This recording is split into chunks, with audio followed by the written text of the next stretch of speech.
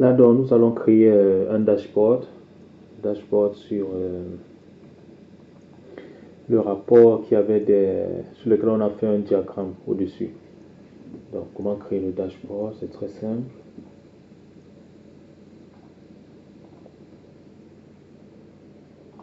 Alors, si je reviens là, je fais donc la recherche ici sur dashboard. Dashboard, il apparaît. Hop. Nouveau dashboard.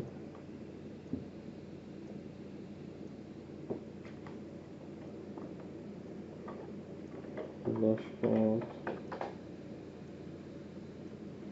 Non. Steady drip.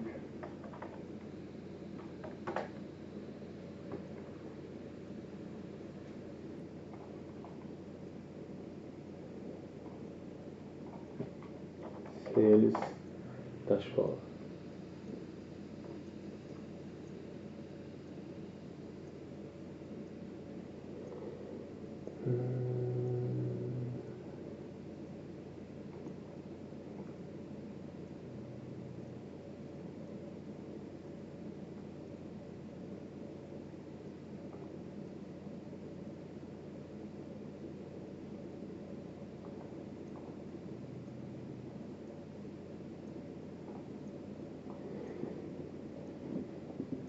Alors, nous devons donc ajouter notre rapport. Vous voyez, le dashboard, il est divisé en colonnes.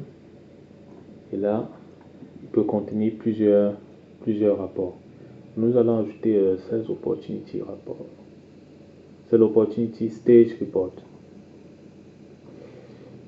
Alors, je veux qu'il soit sous forme de donut. Donc, nous avons plusieurs types: horizontal, vertical, stack, ça c'est toujours stack, line, scatter, ouais. Funnel, jauge, pardon. Voilà, lui c'est métrique. Voilà, donut. Donc ensuite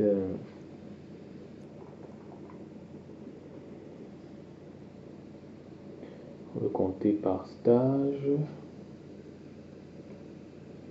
Et là,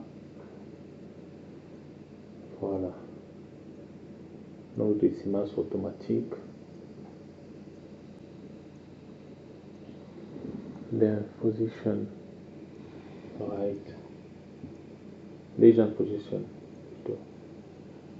À droite, ok, ça me va. Attends, bottom, ça s'affiche en dessous, non, c'est pas bien.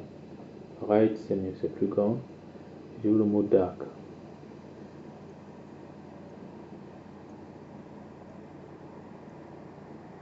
On ajoute. Et voilà notre dashboard.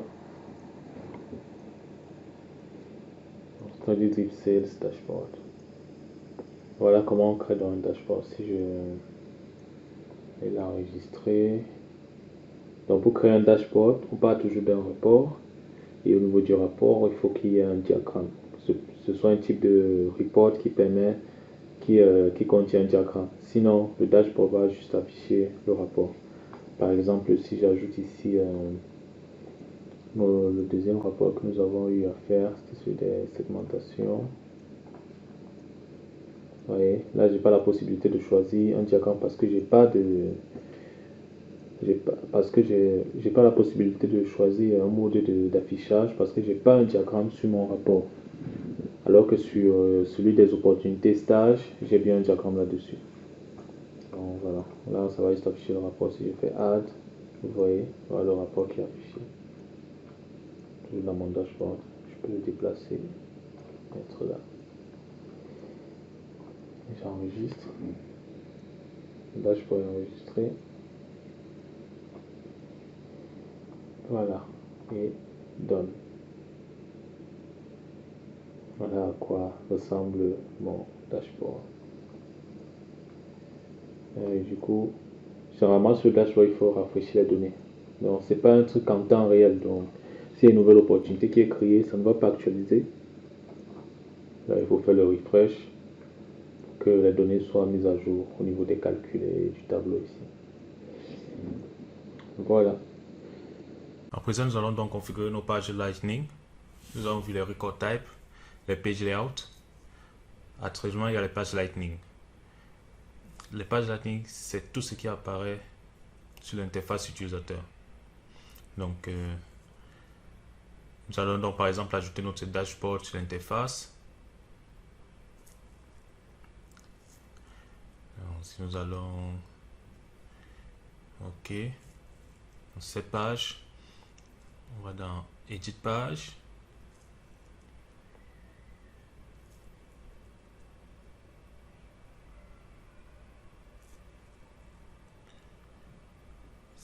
Si nous revenons sur le dashboard,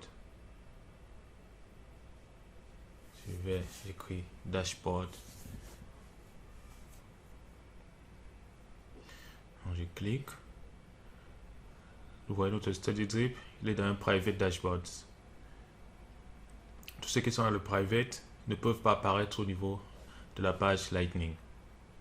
Ce que nous devons faire, c'est de créer dans All Folder un nouveau folder. Non, là on a créé un folder public. Si on revient,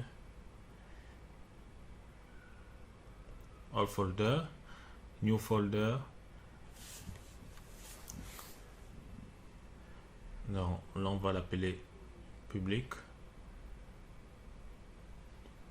Non, on va plutôt l'appeler business. On va l'appeler business. Voilà, unique name business. Donc, non, si on revient sur notre dashboard, là, on va faire edit.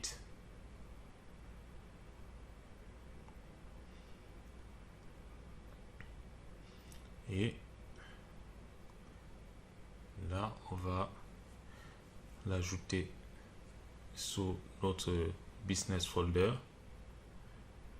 Donc là, il faut aller sélectionner. On va choisir business folder.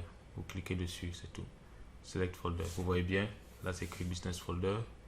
.create.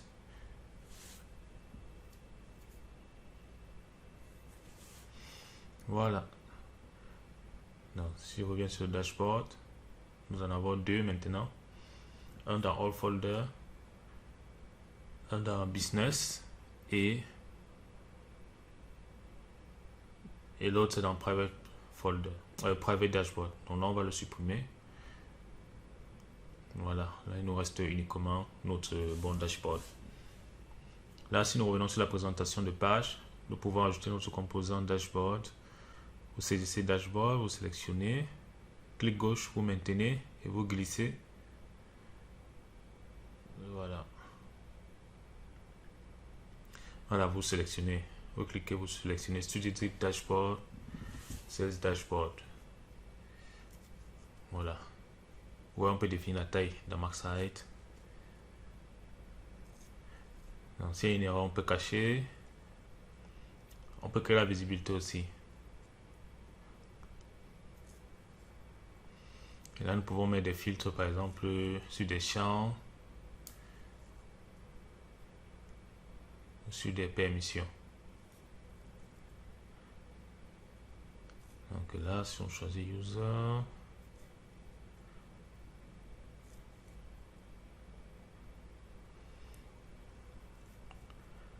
là, on peut par exemple créer un champ au niveau du User qui va nous dire si le profil est, si le user est technique ou pas, comme on l'a fait. Comme celui qu'on a créé sur les leads. Donc voilà, c'est un petit exercice pour vous si vous voulez, vous pourrez le créer. Donc là, vous voyez bien notre dashboard. Les filtres sont de deux types, comme vous pouvez voir, soit des permissions, soit des champs au niveau du user. Donc on peut filtrer en fonction de certaines valeurs sur le user, soit en fonction des permissions que l'utilisateur a accès.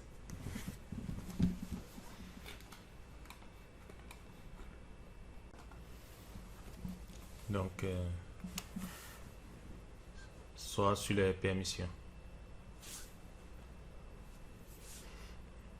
Et là, on peut dire par exemple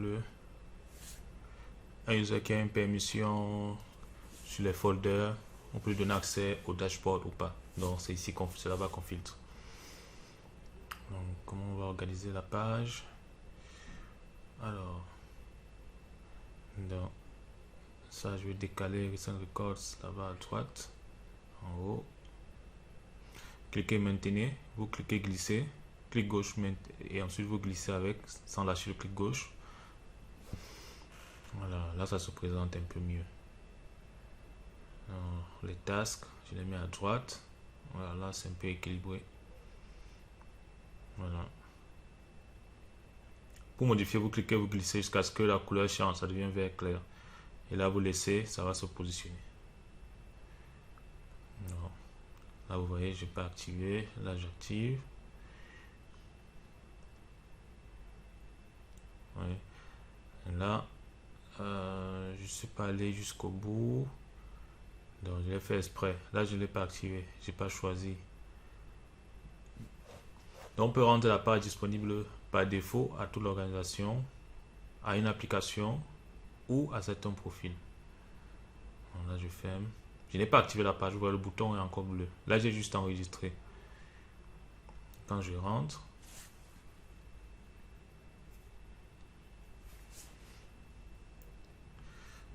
vous voyez, là ça n'a pas activé. Donc du coup je suis revenu. Il faut recommencer.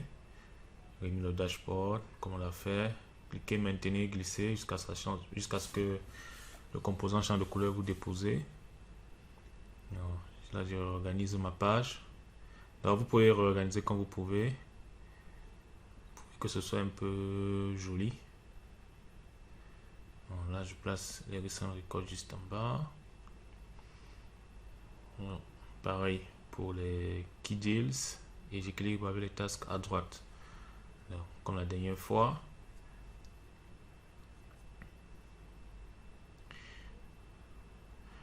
Et le label, je vais appeler ma page homepage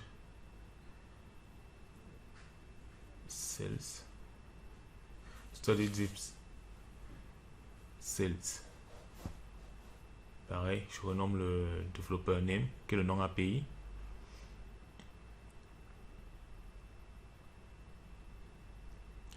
Non, pas d'espace dans le nom API. Study drip sales. Voilà. C'est bon. Je fais save. Là, vous voyez, activer dispatch, là je l'active. Je vais la placer par défaut sur notre application app default. Donc c'est la page par défaut de notre application Study Drip Sales. Vous pouvez choisir aussi une autre. Study Drip Sales, save. Voilà, ça c'est la page d'accueil par défaut de l'application. On peut la mettre par profil, que vous voulez. Donc là je reviens, j'enregistre et je reviens. Et là nous allons voir notre dashboard. Regardez comment il charge, il est magnifique. Magnifique, voilà. Là vous pouvez agrandir, vous pouvez voir les différentes données. Voilà. Nous avons à peu près une opportunité en prospection, 18 en close one, 2 en négociation review. Voilà, c'est comme les KPI, très utile pour les managers et le business. De temps en temps, il faut rafraîchir, parce qu'il ne se rafraîchit pas seul. Vous pouvez cliquer sur refresh, que les données soient bonnes. Voilà, c'est bon pour cette partie.